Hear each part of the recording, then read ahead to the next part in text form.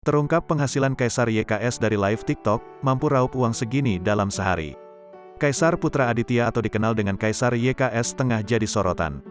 Sosok yang dikenal lewat jogetannya itu dituding konsumsi obat-obatan terlarang. Hal itu bermula saat dirinya melakukan siaran langsung selama 24 jam non-stop.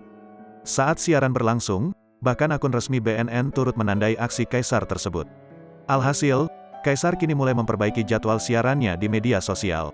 "Diatur aja sekarang kan, jadwal live," ucap Kaisar, dilansir Tribun Style dari YouTube Trans TV Official pada Senin, tanggal 9 Mei tahun 2022. "Pagi istirahat, siang, malam, gitu aja. Iya, tetap 3 kali sehari," imbuhnya. Feni Rose yang mendengar pengakuan Kaisar itu pun dibuat bertanya-tanya perihal jam siaran Kaisar. "Bedanya sama yang sebelumnya apa?" tanya Feni Rose. Meski tetap melakukan siaran langsung 3 kali sehari, Kaisar mulai membatasi tiap sesi per jamnya. "Ya sama aja, jadi nggak terlalu banyak aja per jamnya. Sekarang 3 jam udah," ungkap Kaisar. "Sebelumnya berapa jam?" sahut Feni Rose.